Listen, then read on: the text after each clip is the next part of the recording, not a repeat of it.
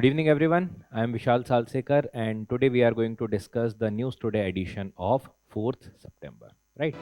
So, in today's discussion, we are going to cover 5 important news which we are going to discuss in detail, and then there are certain other quick updates. So, in the main news articles, the first article that we are going to discuss is regarding the personality from the history, which is very significant personality regarding Dadabhai Naoroji. Right. So this year 2025 is the 200th year anniversary of Dadabhai Naoroji. So we have to discuss regarding the significant contribution that he had done with respect to the freedom struggle, how he ignited the freedom struggle, right? So that particular thing we are going to discuss. The next article we are going to discuss about the incentive schemes to promote the critical mineral recycling. We'll see how this is a addition with respect to the supply chain or the robust supply chain we are seeking regarding the critical minerals, right? So recycling is one such prominent aspect. Next is regarding the environment audit rules of 2025. So what this particular rules are all about, what is the designated agency, and which particular aspects are significantly discussed as per these particular rules we are going to see. The next article is regarding the co-location of the Anganwadi centers with the school. So right now we are seeing certain gap that is persisting between the Anganwadi, which is nurturing the child at the very early age, and then the primary schools which are right now not incorporating that much the preschool age wala things, right? So how we will see in this particular manner, we will talk about that how this solution will be a prominent thing in order to ensure the better demographic dividend. The next is regarding the next generation GST reform. So recently there have been the meeting of GST Council, and there is a proposal and the adoption of that particular proposal regarding the two rates in the GST, 5% and the 18%, right? After that, we are going to discuss in the places in news, we are going to discuss about Germany, and in the end, we are going to see certain other quick updates. So let's start the discussion with the very first article regarding the personality of Dadabhai Naoroji. So it is the 200th birth anniversary of Dadabhai Naoroji. Now, from the UPSC's examination perspective, why it is important article? Because general studies paper 1, if you see the syllabus of that particular paper 1, the first thing that is mentioned after the art and culture is regarding the freedom struggle, where the various stages and the important contributors and the contribution from the different parts of the country and even different sections of the country. Then modern Indian history from the mid of the 18th century until present, and the significant event, personalities, and the issue. So in both the aspects, the personality of Dadabhai Naoroji fits aptly, right? So we'll discuss regarding the contribution by Dadabhai Naoroji. So when we talk about the personality of Dadabhai Naoroji, so he was also considered as the grand old man of the India. So when we are talking about the personality of this much stature who had contributed significantly, but due to certain reasons, the name that is not visible in our books that we are reading. The contribution, when you will read about the contribution from the side of personality of Dadabhai Naoroji, he contributed immensely as far as the rise of nationalism is concerned. Because the time period when he was contributing, when he was giving the ideas, whether it is the critique of the Britishers' policy or whether it is igniting the nationalism, or basically talking about the rise of nationalism as far as India is concerned. So in all those cases, he contributed significantly. And later on, he represented the Indians' interest even abroad in the London by joining the British Parliament also. So he is also known as the official ambassador of the India. So if there is any prelims question that these particular titles are provided to which personality, so the answer is Dadabhai Naoroji. Now, when we talk about that, when the nationalism was emerging, ultimately the culmination of the nationalism was seen in the form of the formation of Indian National Congress in 1885 under the leadership of A.O. Hume. Right. So he was also one such pioneer personality of the Indian National Congress, one of the founding member regarding the Indian National Congress, and also presided the very next session. So in 1886, he presided the Indian National Congress session.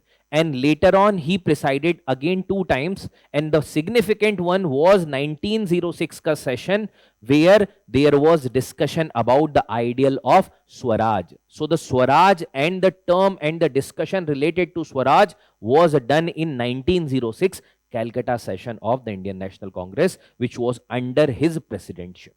So that's why again this particular personality becomes important. Now, when there is a question that is asked regarding any specific personality in the history, generally UPSC asks about whether it is the contribution from the perspective of economy or society, or from the political perspective, or maybe any other contribution from the perspective of art and culture, or maybe any literary contribution, right? So he had contributed in all the possible manner with respect to the freedom struggle. So first is regarding the social reform. So when he was working in order to uplift the masses, when he was working for the masses in general, he also initiated the movement in order to ensure the women's education. So in the form of the Literary and the Scientific Society of 1848, this particular society was functioning in order to give idea regarding the education to the masses. How getting education is going to help the masses in order to get an understanding regarding the colonial rule and seeking their rights from the colonial power in a proper manner. So that particular thing has been talked about. Later on, in the very next year, there were a lot number of schools that were also initiated by this particular society. There were 6 schools for the girls initiated in 1849. Now, when we talk about the community from which he was coming, so he was a member of the Parsi community. And regarding the upliftment of the community, regarding the issue of the lack of education in his community, he also established, along with his associates, another prominent organization which is known as the Rahnumai Mazd-e Sabha in 1851.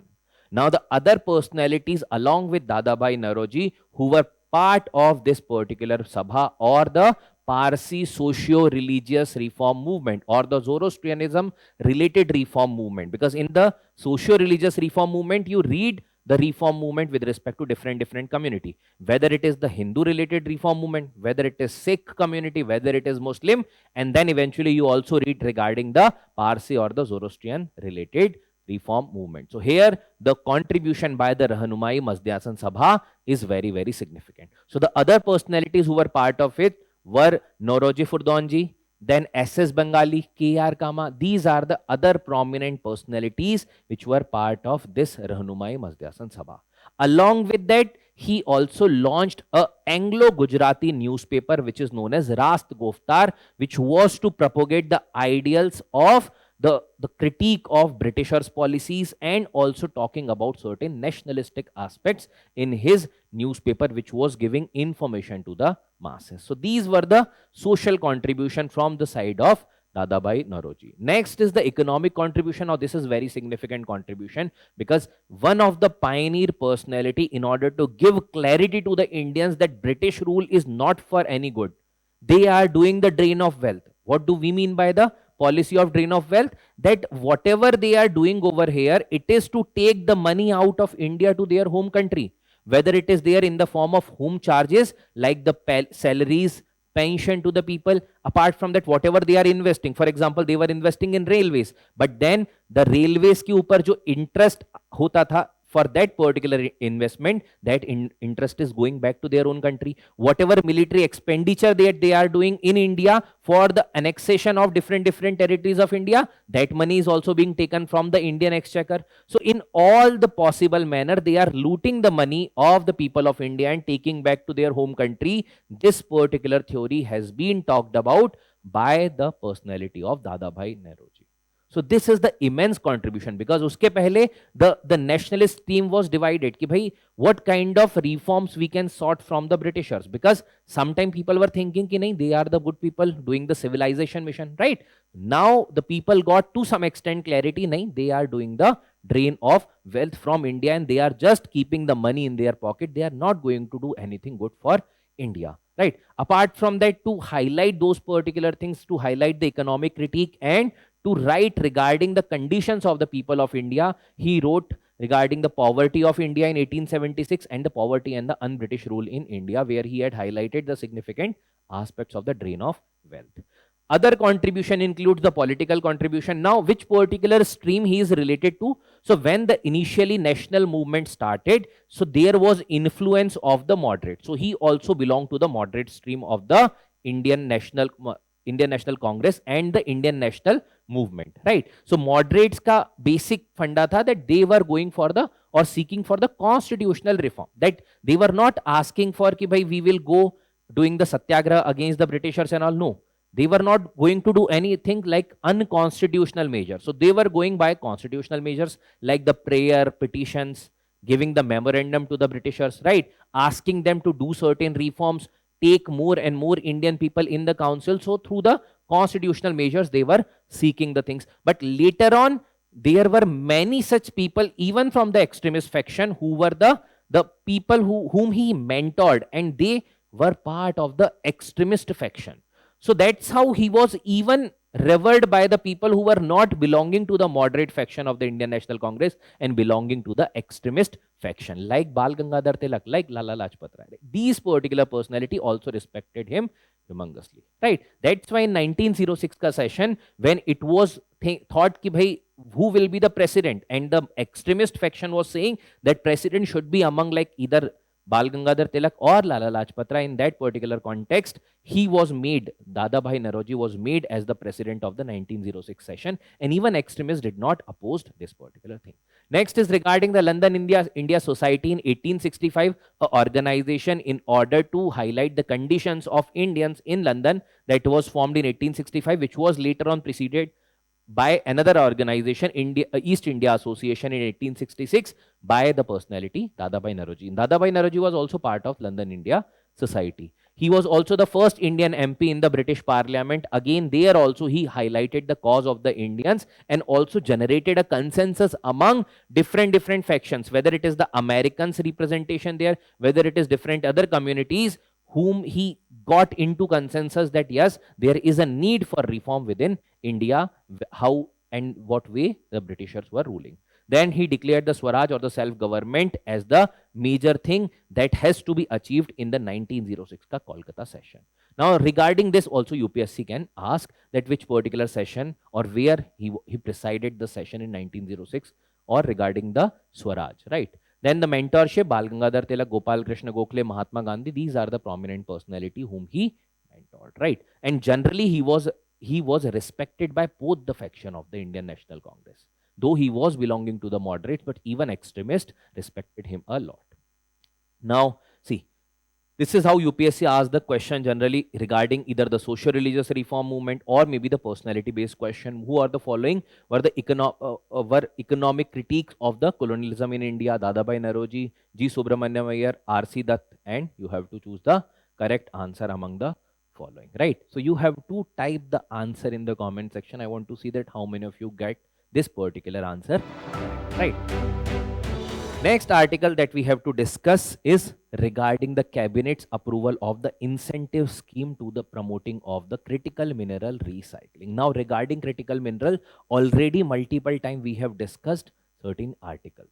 We have also discussed article regarding the rare earth elements, right? So do not get confused between the critical minerals and the rare earth elements. Certain rare earth elements which are economically important, which are important for any specific country's economy, that can be considered as the critical mineral. Generally, critical mineral is a larger term which is considered for those particular minerals which are economically very important. Whether it is the renewable energy, whether it is semiconductor, whether it is any other stream which is for the development of any specific country, very important. So from the perspective of the UPSC CSE syllabus, GS paper 1, geography, distribution of the key natural resources, because suppose karo if there is any particular place pe any mineral that is found, for example, Salal Haimana was there in news with respect to the lithium related reserve. So that point of time, that location was important. Where in India this location is located, so that you should be having an idea regarding So GS paper 1, geography, it is important. GS paper 2, the governance is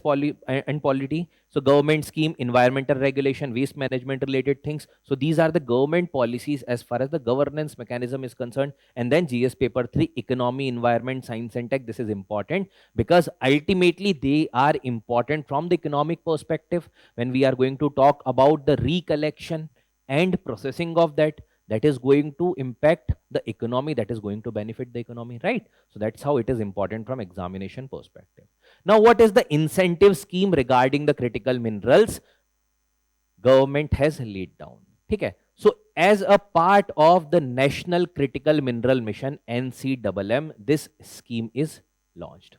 So the scheme is talking about that, see, there are two ways you can get the minerals. One way is like going for the exploration of that particular mineral. You will do certain digging of that particular place and then eventually you might get the mineral. Now it can be explored at different places, maybe on the land, maybe on the sea, right? Or the seabed. So this may be the one way where you are getting the doing the exploration of the mineral as the fresh mineral. But then right now you are seeing a lot of electronic devices, you are seeing a lot of batteries, you are seeing end of life equipments, which is also causing one such difficulty, because we have in one such article, we had talked about that when we are talking a lot about the EVs or maybe the batteries. Now they are also posing one such danger that if we are not recycling them properly, then the electronic waste is generating a lot, that is getting generated. And in that case, maybe the next major issue will be in order to get rid with these particular electronic related waste. So this particular scheme, which is regarding the incentive scheme for promoting the critical mineral recycling, is addressing both the things. First, there will be lack of need regarding the fresh reserves exploration and the fresh mining. So the environment is getting preserved in that particular manner, and you are getting the mineral anyhow by recycling of the existing products. For example, let's say any specific screen, let's say any specific major equipments that is utilizing that, maybe the batteries, lithium ion battery and all. So when you are doing the recycling, eventually you will get those particular mineral back, and that can be reutilized again. So this is also giving you the circular economy, where you are minimizing the waste generated and maximizing the economic aspect of that particular mineral, right? So what are the basic key feature of this scheme? So it is part of the National Critical Mineral Mission, right? So broader National Critical Mineral Mission that was launched in 2024-25. That mission ka this is one such part. So now, in order to bring that particular supply chain further robustness, you have added one such thing in order to ensure the recycling of those products which are at the end of their life, or maybe are scrapped because of any specific issue, and eventually these minerals can be extracted. Now, obviously, when you are going to do this thing, you have to ensure better collection. You have to ensure better establishment of the proper firm in order to do the recycling. There has to be ensuring of certain new firms also. So in that case, there has to be certain financial incentive that you are going to provide. So here the financial outlay of the 1500 crore that is provided by the government, those which are already established firm which is functioning for the recycling of the product, or maybe anyone who is going to establish the firm with respect to recycling, there is a financial outlay regarding this. Now, what is the tenure? The tenure is 6 years from now onwards. So it is from 25-26 to 2030-2031. This is the time period of this particular National Critical Mineral Mission. So 6 years ka outlay hai. Now, what is the feedstock? Feedstock means what all things will be collected. So it will include the e-waste. So broader category of e-waste include any kind of electronic waste that is generated based upon which you can get the critical mineral. That particular thing is part of this. Apart from the lithium ion batteries, because when you are talking about development of more and more batteries, and you are on the other end signing the MOUs also with different countries. For example, recently Government of India had signed the MOU with Argentina, because Argentina is part of the basically Argentina is part of the lithium triangle, right? The majority of the lithium reserves are available in that particular region. So in that case, if you are recycling these batteries, so lithium cut to some extent you are going to get from here also. Then the scrap that is at the end of the life, maybe hota hai na ki kai baar in the cars also the catalytic converters are there, so from that also you can extract certain minerals. So all these will be the feedstock of this scrapping policy.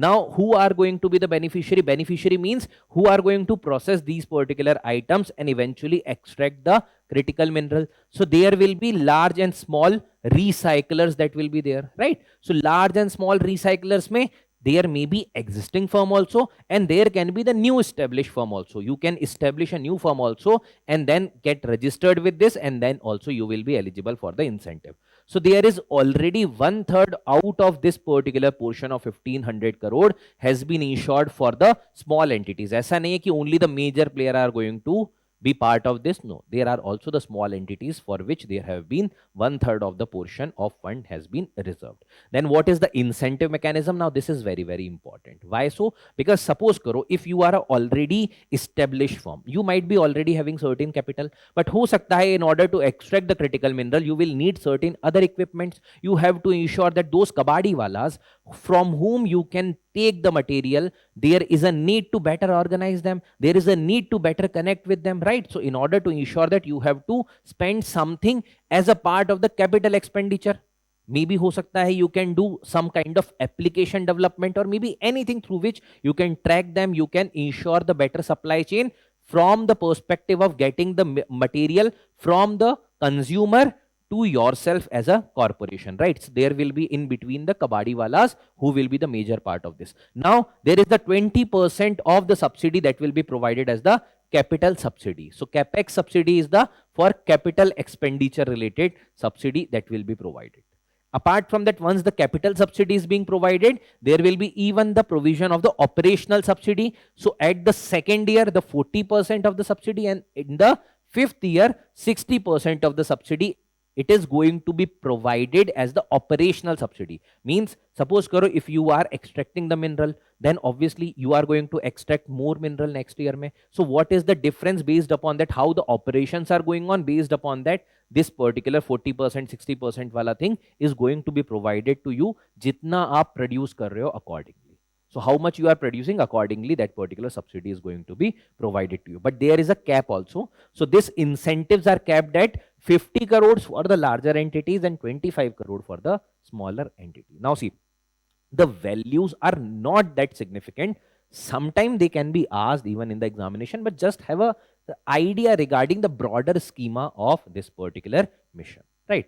Now what are the expected outcome? Now the expected outcome is the first thing, that whatever is the present demand from the new explorations, now that particular demand may you have an alternate route from which you are getting the mineral even without extracting the new minerals. So the supply chain is getting robust. Now in this manner, there will be a tentative data regarding 270 kiloton of the annual recycling capacity, which is going to result roughly 40 kiloton of the annual critical mineral production. Matlab, this much critical mineral you are going to get from the capacity that we are working upon. Next is regarding the investment. Obviously, there is a investment that is being done. So, ऐसा तो नहीं है कि everything will be depending upon the government's funding only. So, there will be private investments also. There will be certain other corporation-based investment. So, roughly 8,000 crore ka investment is going to get mobilized. And eventually, when the investment is going to increase, that will be producing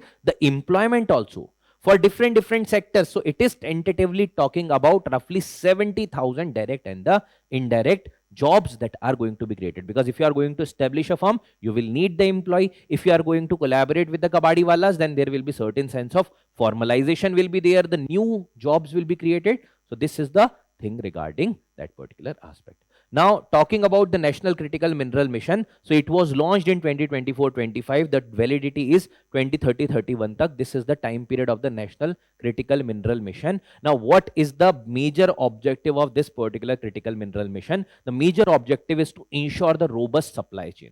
Robust supply chain means whether it is the new extracted material or maybe from any other resources like this, the recycling wala thing. So you have to ensure the robustness. Whatever supply chains are there, they should be very much robust, so that whenever external shocks are there, like right now there are issues going on regarding the tariffs, maybe हो सकता है कि China, which is one of the major producer of the rare earth element, now that also previously had done the export control of the rare earth element, now that may be also doing export control of other critical minerals, maybe हो सकता है किसी और जगह से supply chain का issue है. So in that cases में, if we are having the robust supply chain available or the alternatives available, in that case we can ensure the domestic development of these particular critical minerals, and that will be ensuring comparatively robust policy. Clear hai? So regarding securing India's critical mineral supply chain, now see, like this the questions UPSC had asked. Consider the following. There are 4 mineral mentioned. Which of the following are officially designated as a major mineral? Government of India do this designation as the major mineral. You have to talk about which particular mineral is designated as the major mineral. Now regarding this also, recently there have been a concern over the short supply of the group of element called the rare earth metal. Why? There are statements mentioned. You have to choose which of the following is or are correct. Next, there is a means question also. The mineral resources are fundamental to the country's economy, and these are exploited by mining. Why is the mining considered as an environmental hazard? Now, if you do the new mining, that will be obviously an environmental hazard. Explain the remedial measures required to reduce the environmental hazard due to the mining. Now, don't you think so? The recycling policy is to some extent the remedial measure, because it will say that we are going to give you this much mineral. Now, do not do this much mining. To some extent, it is bridging that gap of the demand and supply. So supply is coming from already extracted mineral which were already utilized in certain products. So here you can talk about these kind of policies in order to give the alternative. Clear hai? So even try to write the answer of. The next article is regarding the environmental audit rules of 2025. So the Ministry of Environment, Forest and Climate Change notified the environment audit rules of 2025. Now from the UPSC's perspective, GS paper 3 is one such paper where the environment and the ecology is part of the syllabus, strengthening the environmental compliance, then circular economy, then GS paper 2 because government rules and regulation is part of the governance, right? So governance and the regulatory framework, environmental policy making, independent audit mechanism, even the environmental impact assessment is also one such aspect that you can relate it to. Now, when government has launched certain rules which are the environmental audit rules, generally the audit क्यों किया जाता है? Why there is a need for audit? Suppose करो there are certain provision. For example, let's say a banking scenario. The bank is functioning. The bank is giving loan to the people. Bank is taking the deposits from the people, right? Those who are coming to bank to give the or to save the money, right? So they are doing these particular things. Now, generally there will be audit mechanism also so as to check whether they are complying with whatever task that were provided to them, whether actual record keeping which was supposed to be done from that particular financial institution is being done or not. So similar thing is also expected from the environmental legislation, whether it is the Air Act, whether it is the Water Related Act, whether it is the Environmental Protection Act, whether it is the Wildlife Protection Act, whether it is the Green Credit Rule, any specific measure regarding the environmental provision or the legislation have certain compliance mechanism. Whether the compliance is being ensured or not, that particular aspects are being talked about and checked through the audit mechanism. Audit is to check the compliance that जो rules लिखे गए थे, whatever rules were written, whether they were being followed or not. So in that cases, the audit is important. So there have been certain environmental audit rules that were designated and provided by the Ministry of Environment, Forest and Climate Change. Now what they are doing, they are providing the formal framework for the environmental auditing. Now, when there is a formal framework, obviously when the framework is very much clear, when the things are already written, so there will be whatever discretionary aspect that might be coming, that are going to get reduced. And when the discretion is going to get reduced, there is clarity, there is a comparatively better ecosystem in order to understand that how the compliance can be ensured. Obviously, it is going to ensure the ease of doing business. Means certainty with respect to business is going to get increased. And even through this, the compliance is also going to get comparatively better.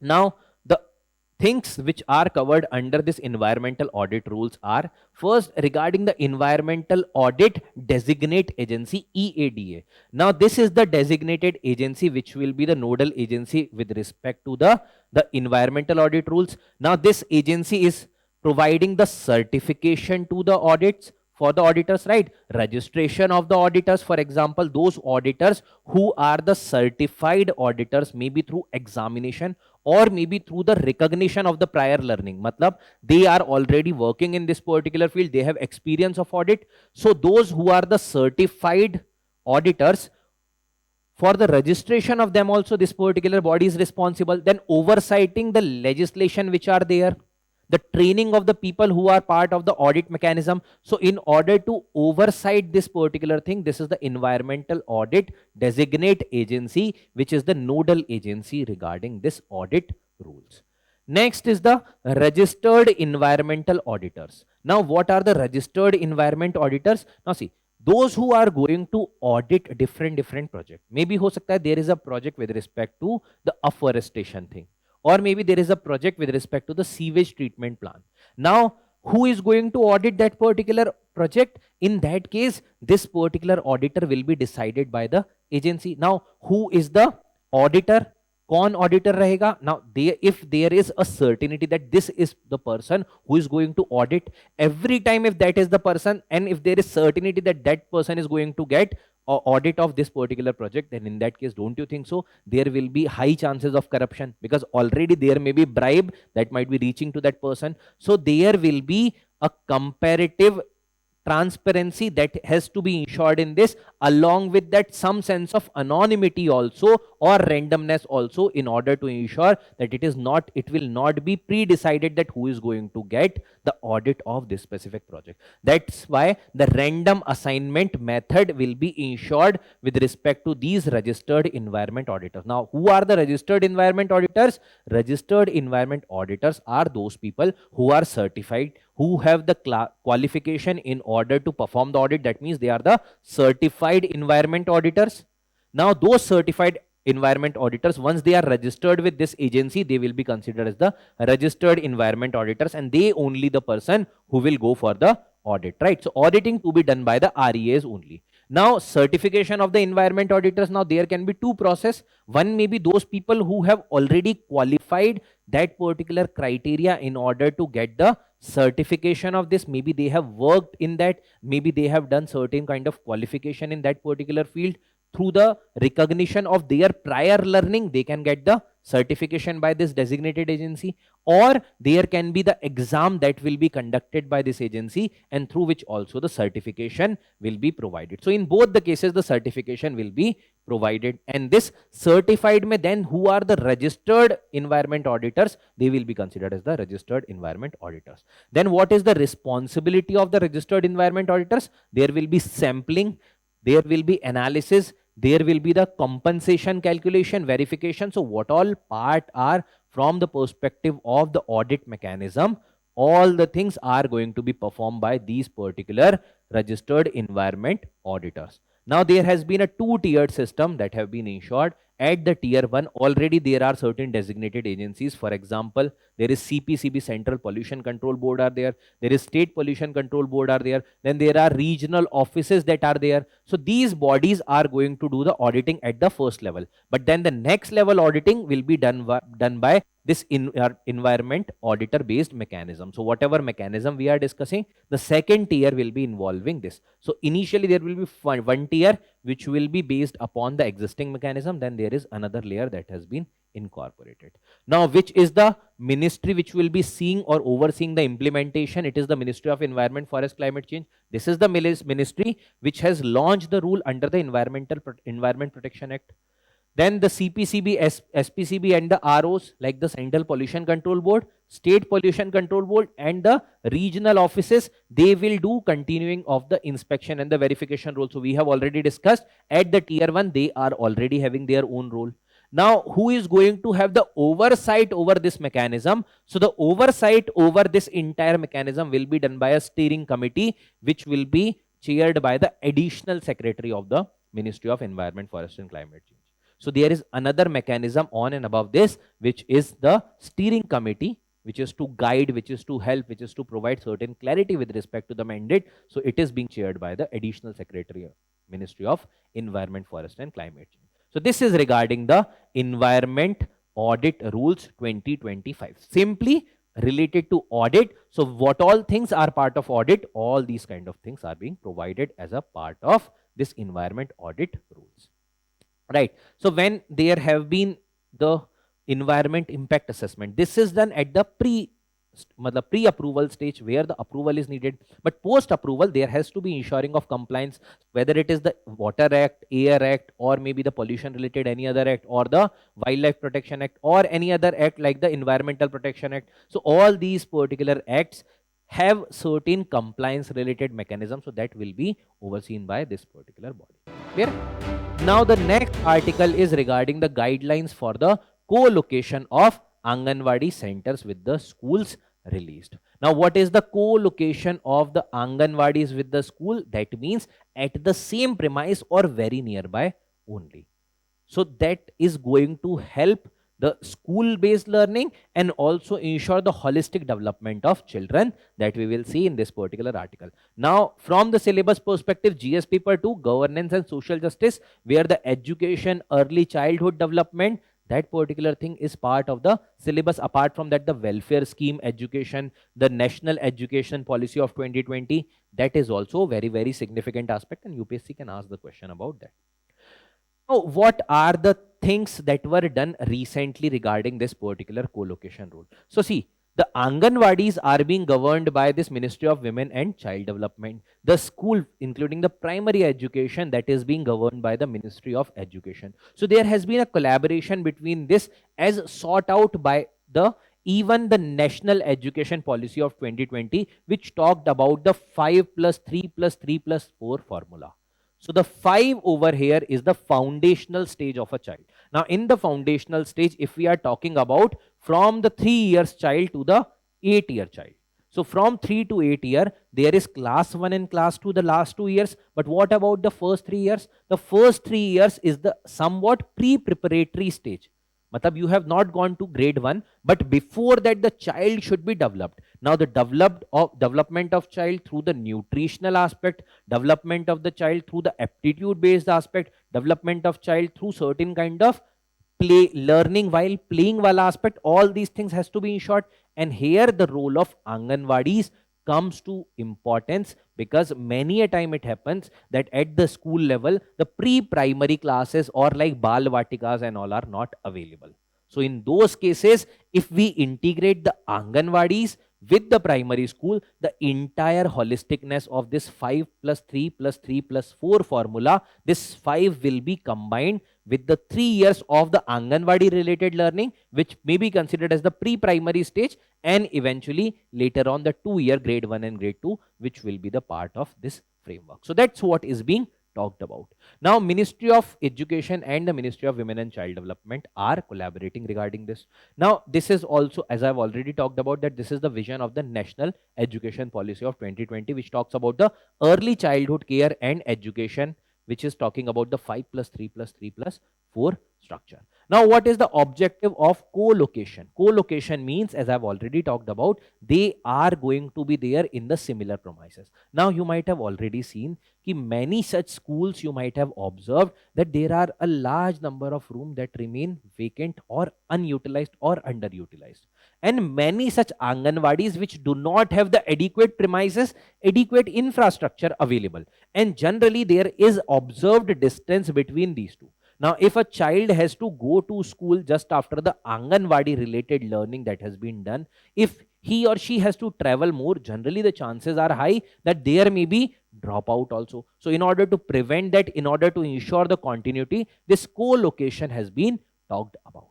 Now, what are the objective of this? First is regarding the school preparedness and the smooth transition. So from the early childhood care, which is being done through the nutritional aspects, through the aptitude building aspects, through learning while playing while aspects, to the formal school education, the school preparedness and the smooth transitioning will be done if there is co-location related thing. Next is regarding the facilitates better utilization of infrastructure, because already schools have infrastructure available. Many such times the schools have the empty room or certain provisions available that can accommodate certain kind of these people also. And at the same time, they might not be having the pre-primary stages, or maybe the kind of things like Bal Vatika and all, which is very, very necessary in order to give the early aptitude to the children, right? Apart from that, enhancing the school readiness in order to adapt that particular children at that stage of life. Next is regarding enhancing the learning and developmental outcome. Now see, if there is continuity in short, for example, just after the Anganwadis or these particular centers, early childhood care centers, if you are moving to the primary school, then there is going to be continuity. This continuity is going to ensure that nutritional development is going on. Along with that, you are also getting the formal education. You are part of the formal educational structure. So it is enhancing learning and also doing benefit with the learning outcome or the developmental outcome. That is the objective of the national education policy. Last is regarding convergence between the education and the nutrition sector. Now these are interlinked. If there is poor nutrition, then eventually later stages of the education you will not be able to perform well. Similarly, if the education is poor, then eventually you will not be able to get that much in life, and then the later part of your life is going to suffer. So both of these things are interlinked. There is a vicious cycle of poverty. If you are ignoring the education, then you will be getting trapped into the vicious cycle of poverty. If you are ignoring nutrition, then also you are going to get trapped into the vicious cycle of poverty. So you can think about that if both the things are addressed at the same time, then only you are going to get the proper and the developed human demographic dividend. Now, what is the current status that this report is talking about? So, report says that 14 lakh Anganwadi centers are there, and in 9.1 lakh schools with the grade 1. So, 14 lakh ke around or 1.4 million ke around there are Anganwadi center, and 9.16 lakh are the schools with the grade 1. These are the data. Now, that report is saying that 2.9 lakh of the Anganwadi centers are co-located, matlab where the Anganwadi center and the grade 1 related primary schools are located at the similar premises. Now, if that can be replicated at the larger scale, this issue, because sometimes what happens that women also have to perform a lot of household chores, and apart from that, they also have to take care of the children, whether sending their children to school or maybe taking care of them, like doing the transportation related things and all. So what happens that if that is a distant place from the previous place, then in that case the dropout might be high. So this co-location is going to help this particular reduction of the dropouts and better educational outcome. Now, what are the recommendations that have been provided? That it is mentioned that a co-located school should not be 5 meters se zyada dur in the urban areas and 1 kilometer se zyada dur in the rural areas. So the co-located schools should not be beyond this particular range. So in the urban areas 500 meter, in the rural areas it is 1 kilometer. Then next is it is talking about that prioritize those particular Anganwadis, because see, Anganwadis are also distributed. So maybe certain pockets are where the large chunk of the population from the marginalized sections are residing. In those cases, what is going to happen when it is the marginalized section, maybe the deprived section of society, maybe from any other marginalized group? In that cases, if you are going to target first those particular Anganwadis, in that cases you are going to get a much better benefit, because each and every children will not need the exact same amount of care in that sense, right? Some of the families might be capable, but if that is from the marginalized group, then in that case the care might be comparatively more which is needed, right? So prioritization of the Anganwadis which are where the students or the children from the marginalized sections of society are residing. Then preferably the grade 1 school that does not have existing Bal Vatika or pre-primary class. Now see, the schools with the grade 1 may have the Bal Vatikas or before grade 1 wala classes, or may not have. So in the schools where they are already having, already the children are going there, children are getting the pre-primary related education. But in that case where it is not available, there is the better development that you can do with respect to the co-location. So target them first and later on to others. Next is regarding the separate entry and exit, because hota kya hai, if there is a school, now the kids are small, there may be a chance that sometime there may be rush if there is a same entry and the exit gate. So for Anganwadis and for school there can be separate gates, and for at least for entry and exit there should be separate gates, so as to prevent any kind of unforeseen circumstances because of the large gathering at that particular places. So that's what is being recommended in this. Now, what are the other initiatives that are there regarding the early childhood care and the education? So, first is regarding the Anganwadi services. So, implemented under the mission Saksham, Anganwadi and the Poshan 2.0. So, this is the initiative of the Ministry of Women and Child Development. So, Mission Saksham, Anganwadi and the Poshan 2.0. Now, this particular mission is led by the Ministry of Women and Child Development. The target audience is like child from 6 months to 6 years, and then it is mainly focusing upon the adolescent women, girls, right? And like 14 to 18 year mainly, and then even the pregnant and lactating women are part of this. Now, how they are going to get benefited? So there will be few facilitation is being provided. For example, supplementary nutrition, then the preschool non-formal education in order to get idea regarding a lot of things, then the nutrition, health education, immunization, regular health checkup, and the referral services. So this is an initiative of the Ministry of Women and Child Development. Next is regarding the preschool education facilities in the government schools. So preschool education facilities, that means talking about the Bal Vatikas or the preschool facilities like learning while playing and all these things which is being done at that particular stage of life. So here the framework of the Samagra Shiksha, which is the part of Ministry of Education. So this particular framework includes the preschool education facilities at the government school. So there is a provision of budget which is regarding adding of the preschool classes. Apart from that, even strengthening of the Anganwadi center located within the school premises. So the co-location wala thing is being talked about already in this also. So similar aspect have been already talked about, and that is going to help with respect to the benefit of the program, right? So the question that UPSC asked regarding this are like which of the following is the objective of National Nutrition Mission? Now there are 4 pointers mentioned.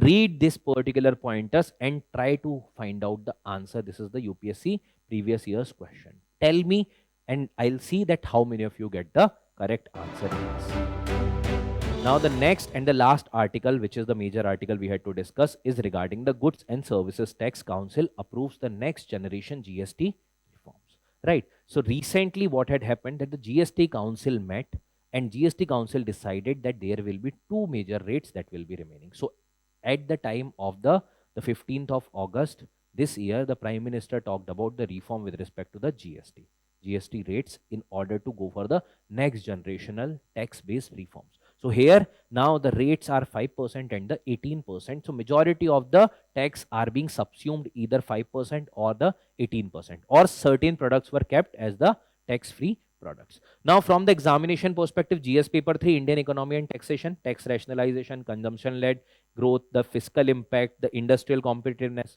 Because if the taxation are going to get reduced, so in that case, a lot of benefits will be there. There will be enhancing of a lot of economic activities. And right now, why this is the perfect time? Because right now we are facing the difficulty with respect to the tariff issue. Now, this is one such thing which can help in order to overcome the impact of tariff. It is being said regarding this particular thing, right? Now, GS paper 2, again, regulatory reform, federal coordination through the GST Council. Now, what are the key reforms that were approved or key rates that were provided? So there is a 2-rate tax slab structure. So there will be 5% which is considered as the merit rate. So jo products hai which are important for the economy, which is important from the masses wala perspective, those are kept at the 5%. 18% standardized rate for certain high-end products, it is being kept. So 18% pe comparatively high-end products were kept. Now, cheaper daily essentials. So whatever daily essentials are there, for example, there is milk, there is paneer, chapati, paratha, these are the packaged products, they were kept as the 0 GST. Now, 0 GST obviously will not be considered as a tax slab. Now, there have been 5% on the toiletries, medicines, bicycles, farm tool, etc. So, those things which were previously either 12% or 18%, but important from the common masses perspective, they were brought over here in the 5% rates, and even the small cars that were brought over here. So this is important in order to ensure the better consumption of these products, and also these products will now appear cheaper to the masses. Next is relief on the consumer goods. So there are a lot of consumer durables. For example, there is air conditioner, there is TV, there are a lot of other things which are there and which were kept previously at 28%. Now they were brought into the 18% wala range in order to ensure the better consumption of those products and in order to increase the sale of those products. So to some extent, it is also giving stimulus to the economy, fiscal stimulus to the economy also. Insurance and the health have got the GST exemption so as to reduce the premium amount, and people are going to purchase more insurance, whether it is term insurance, whether life insurance or the health insurance in all the cases. Next is the higher tax on the sin goods. So there are certain sin goods which are either deteriorating for the health or deteriorating for certain other things. For example, and also sometimes luxury products also. For example, there is tobacco, there are luxury cars, because if you can purchase that, obviously you can pay some extra, right? So tobacco, luxury cars, aerated drinks, they were kept roughly around at 40%. So this is again not the part of formal slab or a particular slab, but to some extent for certain goods in order to discourage selling of those particular goods. Then next, what all is being done by the government? There have been support provided to the key economic sector. Now, what are the key economic sector? Maybe food processing sector, maybe agricultural sector, maybe the other sector which are important for the economy, where the large amount of population is dependent.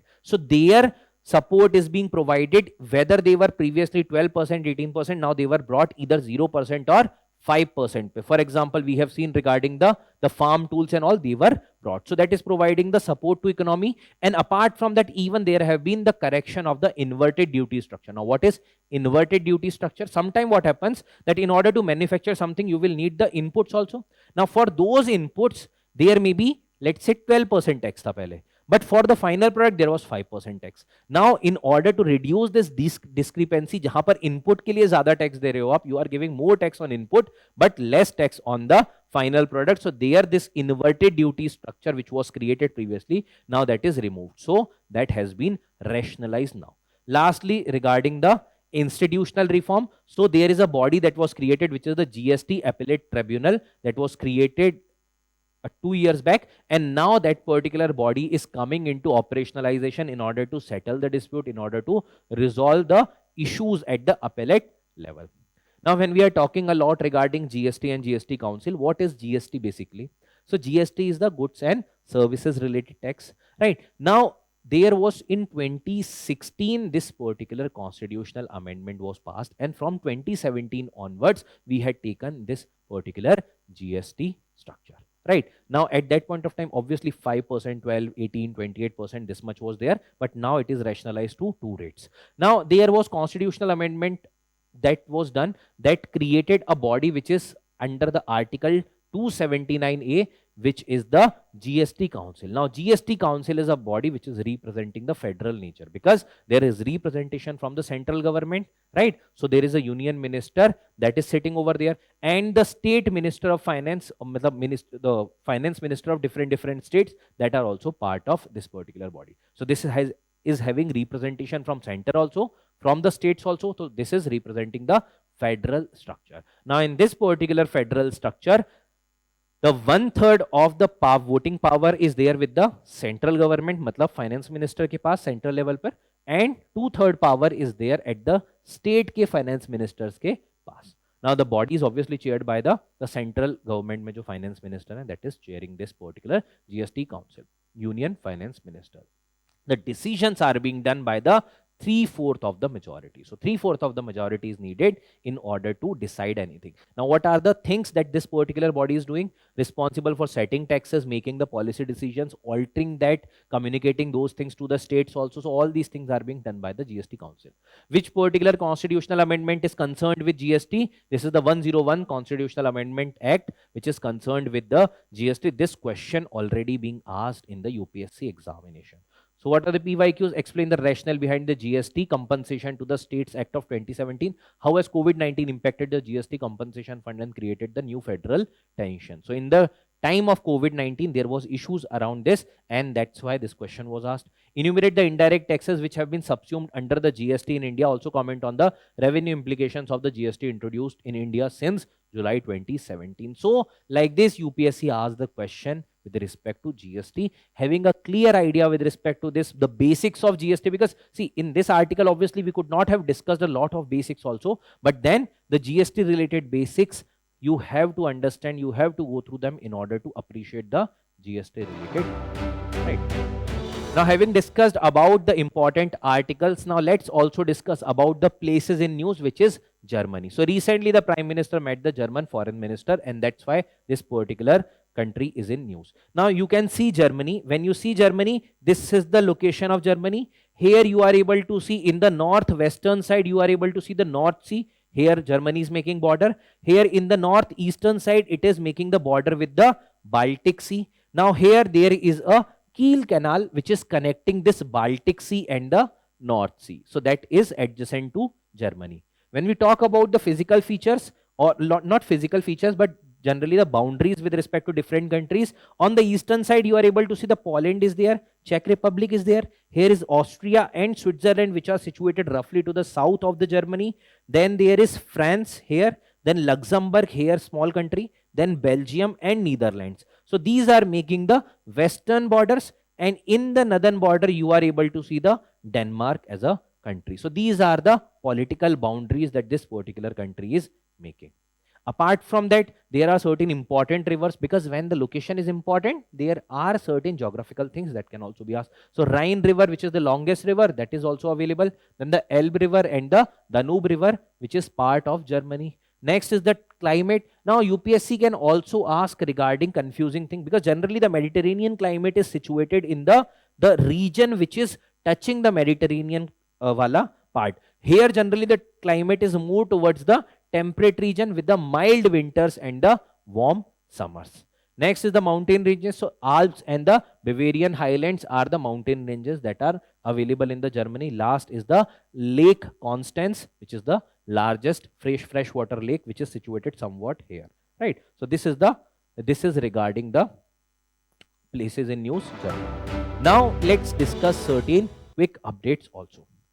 The first in this is regarding the equity derivative. So what has happened recently? The SEBI has introduced a new framework in order to monitor the intraday position in equity index derivative. So generally hota kya hai? If there is too much trading that is going on by the individual entity, there may be chances that the money may be lost a lot. So there have been a capping that is decided by the SEBI with respect to the intraday trading, intraday positions in the equity derivatives. So this is capped at the 5,000 crore per entity in the index in order to curb the risk. Now risk may be even related to manipulation of market, even related to the loss of money also, right? So ensuring the best practices, this particular thing has been done. Now there is a term derivative that is being used. So derivative are all those instruments who are deriving their value from the underlying asset. Now the underlying asset may be even the gold, maybe even the equity, maybe even any other thing which is there. So they are deriving their value from the underlying asset. It can be equity share, it can be precious metal like the gold, it can be commodities also, it can be currencies also, it can be the interest rates also. So different things may be the derived wala from which they are deriving their value. That's why they are derivative. Now equity derivatives jo hote hai, these equity derivatives derive their value maybe partly from one or the more underlying equity class, equity asset class. So basically isme maybe one or multiple kind of equities that may be there in the equity derivative. So this is regarding the equity derivatives. Next is regarding the Operation Black Forest. So simply this was one of the biggest anti-Naxal operation conducted on the Karegota Hills situated on the border of the Chhattisgarh and Telangana. Now you have to tell me that which particular specialized CRPF forces that are created in order to deal with the high Naxal affected region related counter Naxal operations, specifically in the regions of the Chhattisgarh and Telangana. That particular battalion is one such significant battalion, and brilliantly they have done the work in order to reduce the threats from the Naxals. Right. Now there were certain other operations that were already done. So Mission Sankalp was there again in the similar region that was done.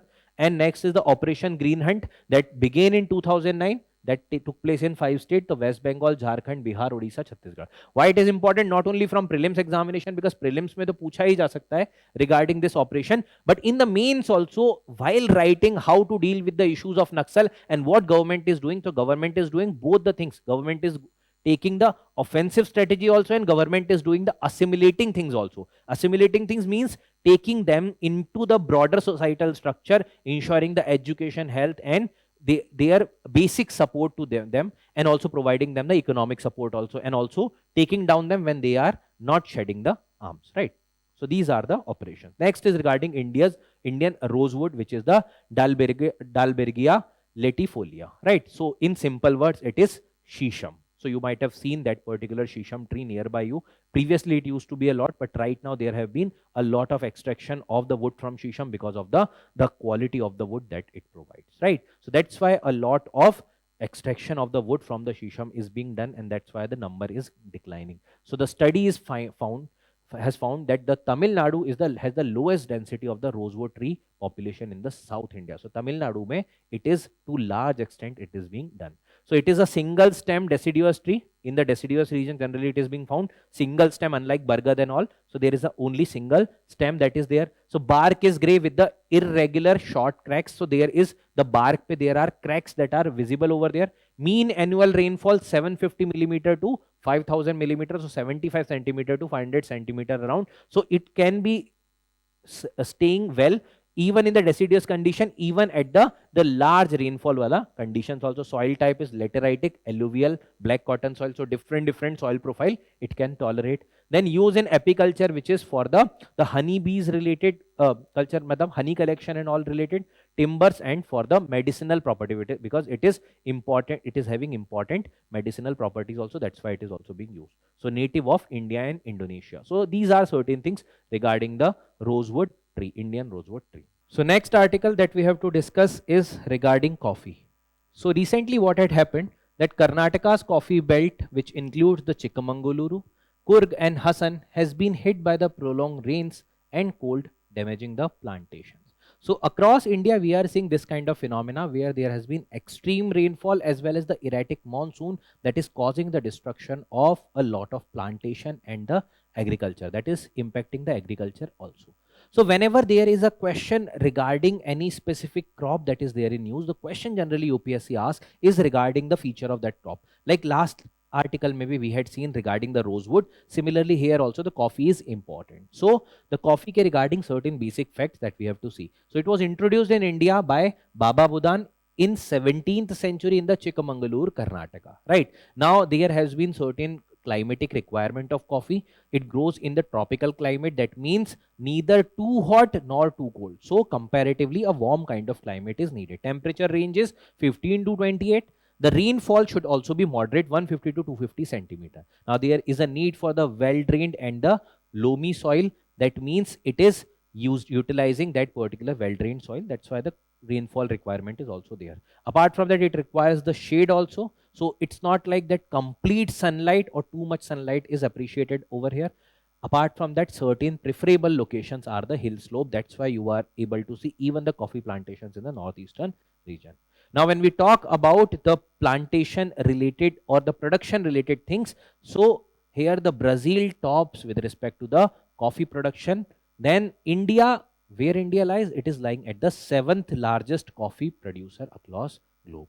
But India produces both the varieties of coffee. If the question asked regarding it only produces Arabica, no, it also produces the Robusta type of coffee. So major Arabica Robusta coffee producer, it is India, right? Now the top producing state as far as India is concerned, so when we have talked about this particular region, that means obviously specific production of coffee majority to the Karnataka. So Karnataka produces roughly 70% of the Indian coffee, then followed by Kerala, Tamil Nadu, and the region that is there is the mainly Nilgiri region which is producing coffee.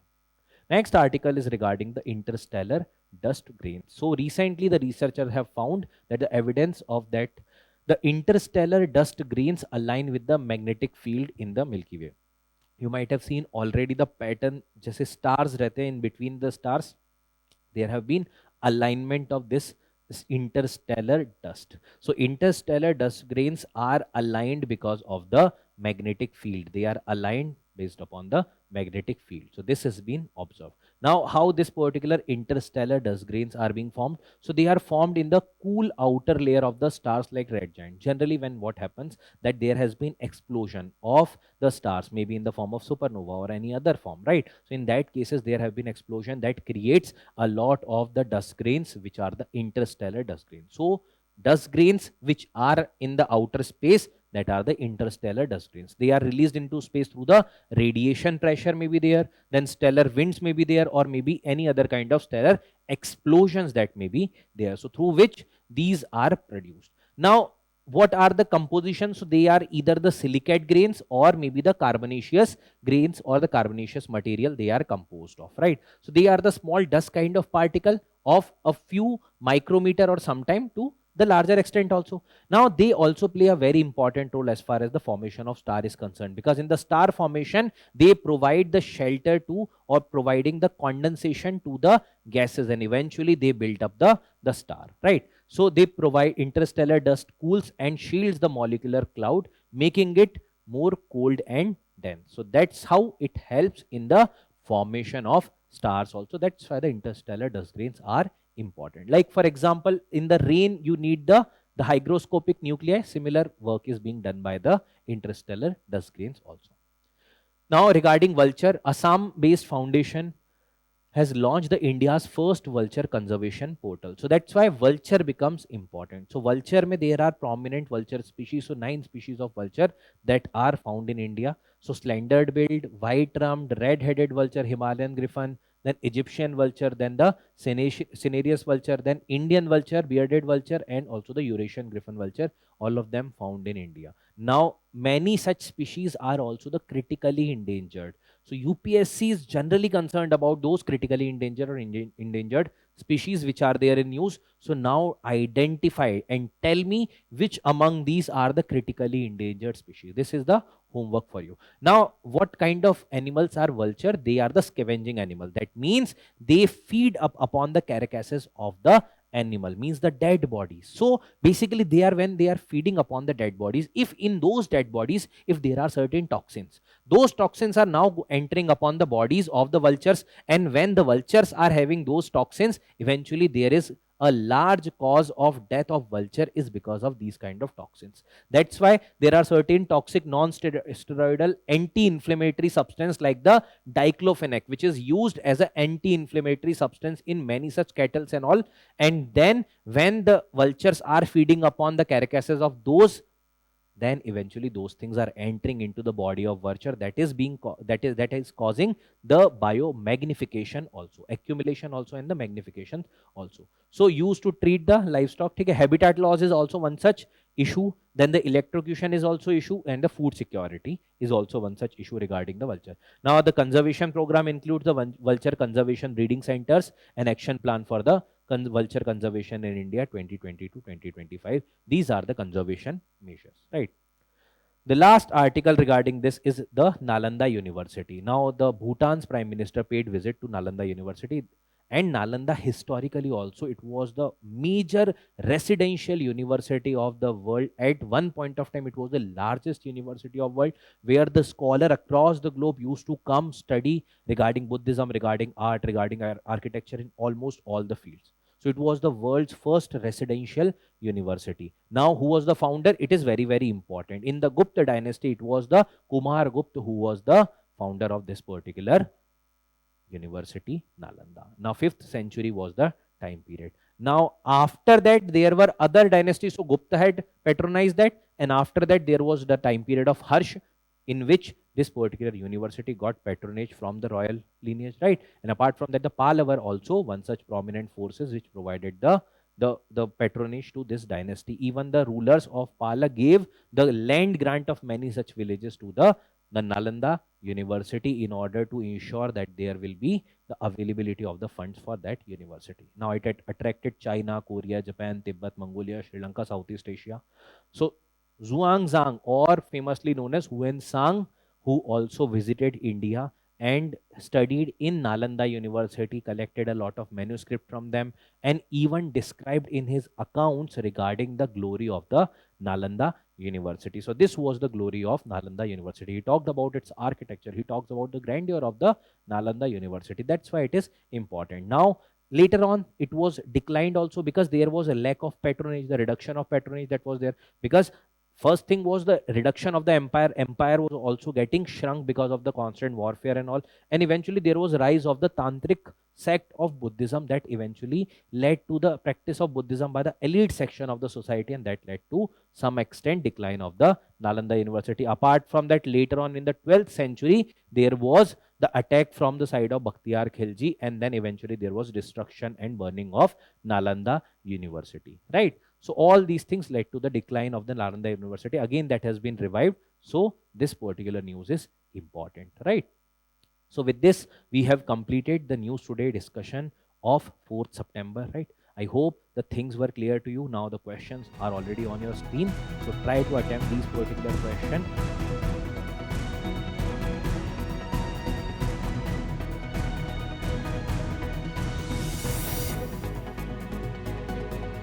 And also go to the Digital Current Affairs portal and try to access other features regarding this. Okay? Thank you everyone. Have a great day.